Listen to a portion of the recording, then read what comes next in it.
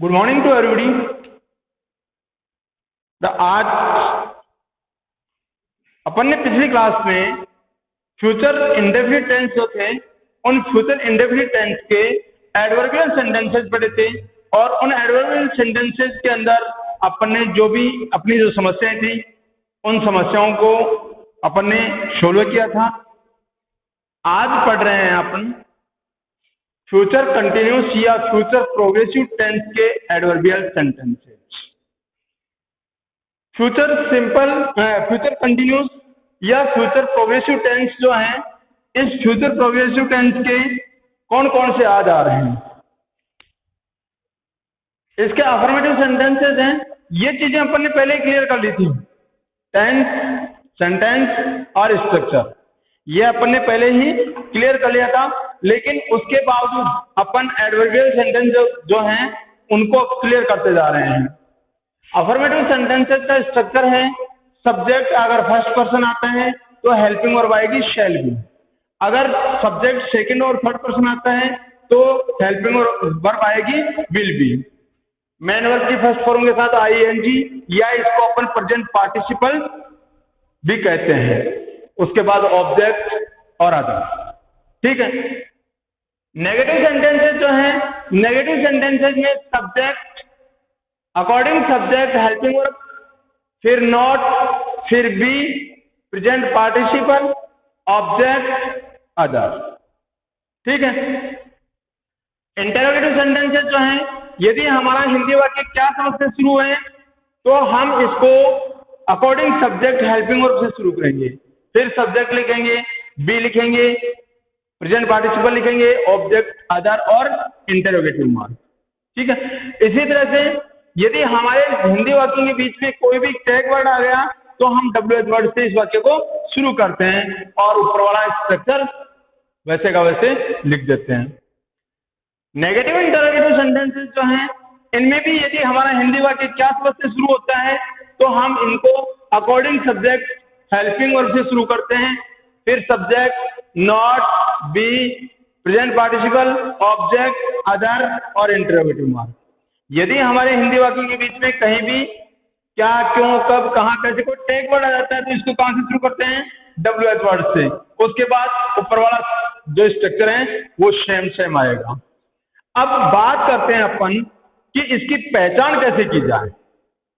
हमें ये कैसे पता लगेगा कि ये जो टेंस है, सेंटेंस है, ये फ्यूचर कंटिन्यूस टेंस का है। इसके लिए अपने पास है एडवर्ब्स। क्या है? एडवर्ब्स।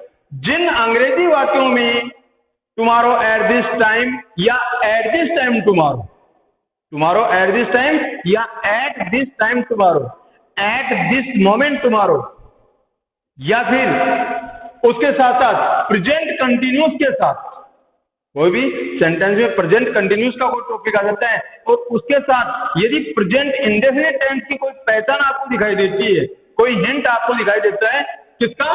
फ्यूचर सिंपल का, तो फ्यूचर सिंपल की पहचान आए वे वाक्य फ्यूचर कंटिन्यूस के होते हैं, ठीक है। जैसे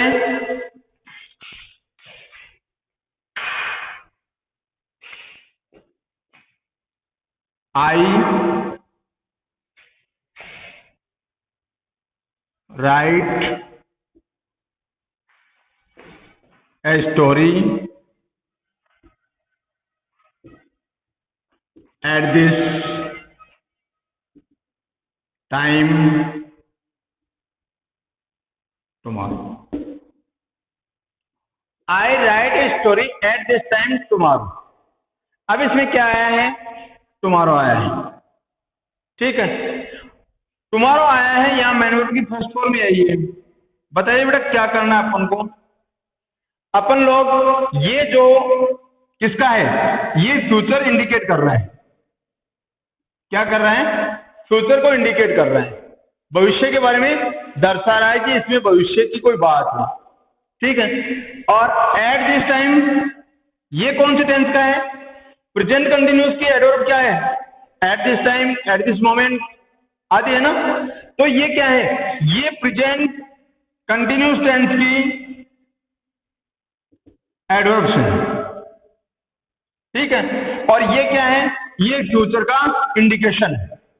तो ये दोनों चीज जब आ गई, हमने यहाँ क्या देखा, हमने यहाँ ये देखा कि जिन अंग्रेजी वाक्यों में eight this time tomorrow, at this moment tomorrow, last month, sorry next month, यदि ऐसी चीजें आती है और इसके साथ साथ यदि प्रेजेंट कंटिन्यूस का, प्रेजेंट कंटिन्यूस के साथ कोई हिंट दिया हुआ होता है, ये प्रेजेंट कंटिन्यूस का हिंट है। क्या है? प्रेजेंट कंटिन्यूस का क्या हिंट है? ये एडवर्ब्स है। और ये टुमारो क्या है? ये फ्यूचर क्या है, यह हमें भविष्य के बारे में इंगित करवाता है। तो हम क्या करेंगे, इसके लिए अपन क्या करेंगे, आई के साथ साई की क्या लगती है? Shall be, I shall be. फिर क्या लगता है? Present participle. तो क्या आएगा? राइट का क्या आ जाएगा? Writing. I shall be writing a story. कब लिख रहे होंगे? एट दिस टाइम टुमारो, कल इस समय। Eight this time tomorrow. Tomorrow यानी आने वाला कल, यस्टरडे यानी बीता हुआ कल। तो ये आने वाला कल है, आने वाले कल के साथ साथ प्रेजेंट कंटिन्यूस की हेल्पिंग एडवर्ब हमें मिली हुई है। तो हम क्या करेंगे, इसमें हेल्पिंग और शैल बी का प्रयोग कर देंगे, मेन वर्ब की फर्स्ट फॉर्म के साथ आईएनजी लगा देंगे। ठीक है। इसी तरह से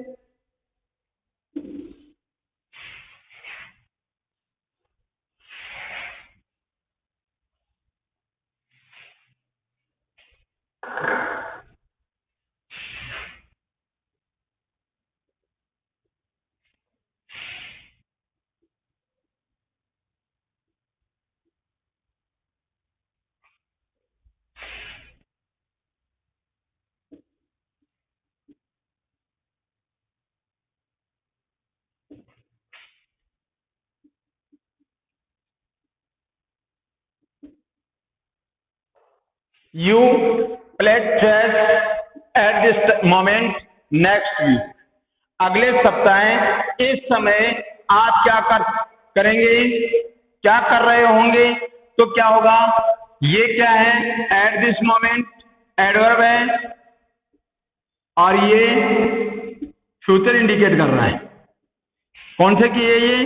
प्रेजेंट कंटिन्यूस की, ये फ्यूचर टेंस की एडवर्ब्स। ठीक है। अब प्रेजेंट कंटिन्यूस यहाँ आया है और इसमें फ्यूचर भी इंडिकेट किया जा रहा है। तो हम क्या करेंगे, यू के साथ क्या आता है? विल बी, मेन वर्ब की फर्स्ट फॉर्म के साथ आईएनजी। ठीक है। इसी तरह से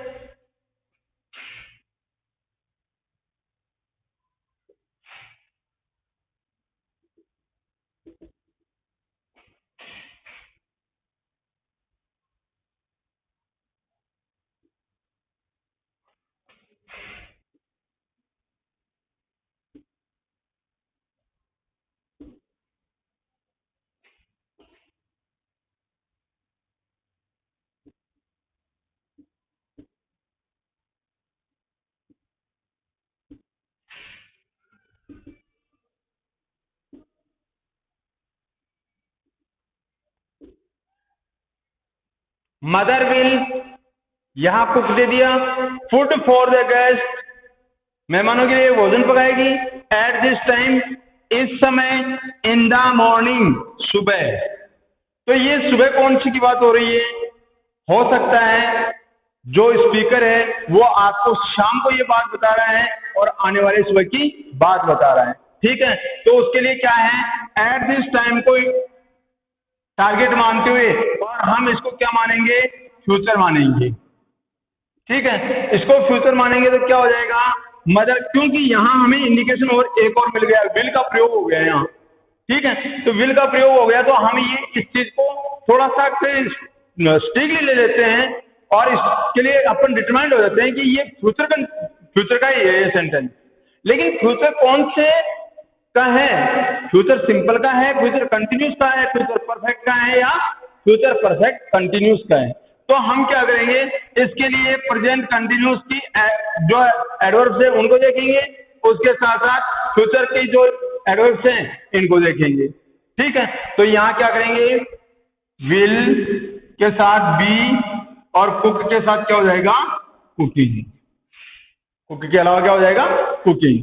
तो इस प्रकार से अपन अपने इन सेंटेंसेस के अंदर आने वाली जो एडवर्ब हमें ये हिंट देगी कि ये कौन से टेंस का सेंटेंस है।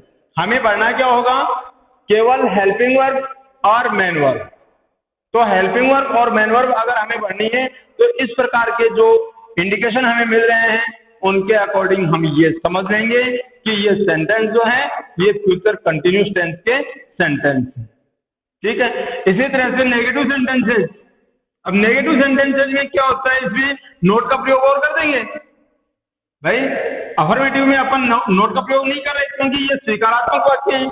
नेगेटिव सेंटेंसेस में अपन नोट का प्रयोग कर देंगे, जैसे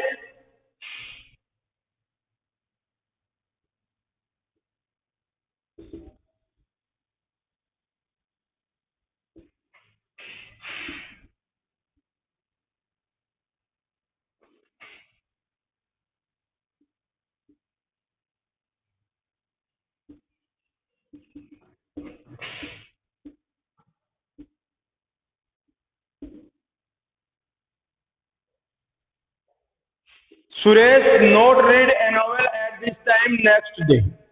ये at this time present continuous और ये future.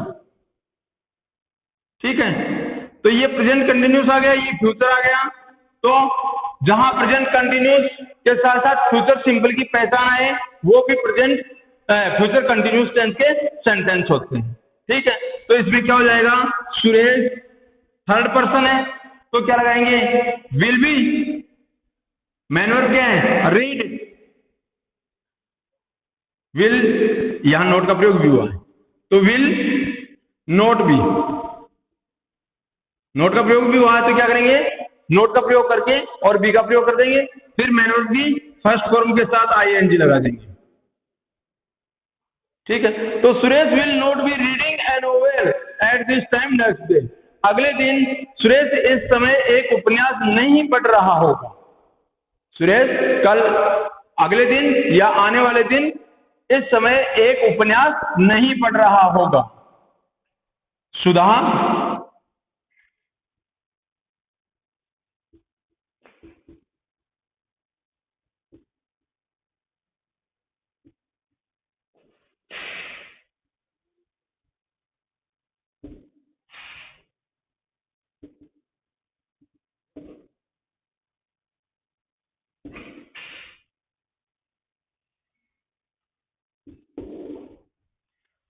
Sudha will not wash cloth at this moment tomorrow.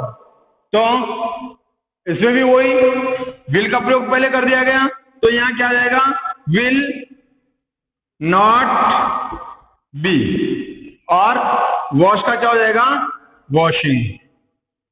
तो इस प्रकार से हमारे चाहे कैसे भी सेंटेंस क्यों ना हो, कितने भी कॉम्प्लिकेटेड सेंटेंस क्यों ना हो, अगर हमें कोई ना कोई क्लू मिल जाता है, कोई ना कोई हिंट मिल जाता है, तो उस क्लू या हिंट को देख करके अपन कॉम्प्लिकेट से कॉम्प्लिकेट सेंटेंस जो हैं उनकी एडवर्ब को देखते हुए हम उनकी हेल्पिंग वर्ब और मेन वर्ब में फिलअप कर सकते हैं। बात इतनी है, केवल हमें याद क्या रखना होता है, स्ट्रक्चर और एडवर्ब। बेटा बार बार मैं आपको जब भी ये चीजें बता रहा हूं आपसे बार बार यही कह रहा हूं कि आप लोगों के ये दो चीज याद हैं तो बाकी का जो मैटर है ये आपके आसानी से सोल्व हो जाएगा, क्योंकि इनमें किसी भी प्रकार का कोई वो झमेला नहीं है, कोई ये कॉम्प्लिकेशन नहीं है कि आप इसको कर नहीं सकते। इसी तरह से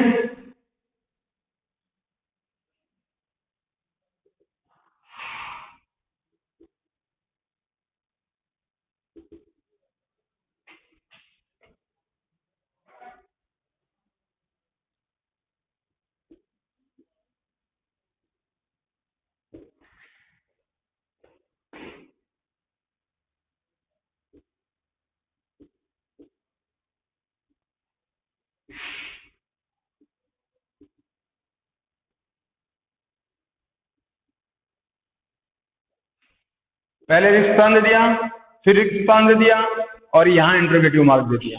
क्या समझा हमने? कि ये इंटरोगेटिव सेंटेंस है और ये इंटरोगेटिव सेंटेंस है, तो ये कहां से शुरू होने वाला है? कहां से शुरू होने वाला है? हेल्पिंग वर्ब से। तो will you be main verb की फर्स्ट फॉर्म के साथ ING। Will you be going to Jaipur? क्या तुम जयपुर जा रहे होंगे?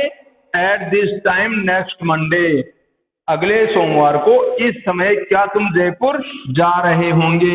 ये क्या है? प्रेजेंट कंटिन्यूस की एडवर्ब्स, ये फ्यूचर टेंस की एडवर्ब्स। और इन दोनों को देखें तो इन दोनों को देखने पर यह आभास होता है कि ये फ्यूचर कंटिन्यूस या फ्यूचर प्रोग्रेसिव टेंस के सेंटेंसेस। तो इस प्रकार से आपके वाक्य जो हैं आप क्लियर कर सकते हैं। इसी तरह से यदि कोई नेगेटिव इंट्रोगेटिव है तो उसके लिए क्या करना है अपन को?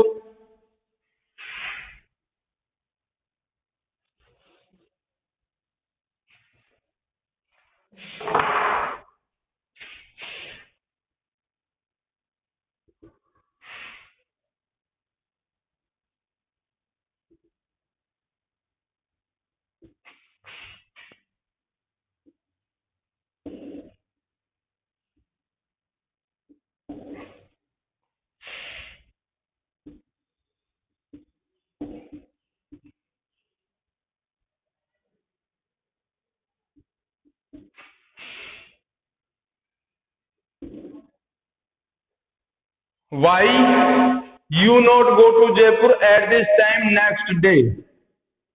Present continuous, future simple, future की एडवर्ब और प्रेजेंट कंटिन्यूस की एडवर्ब।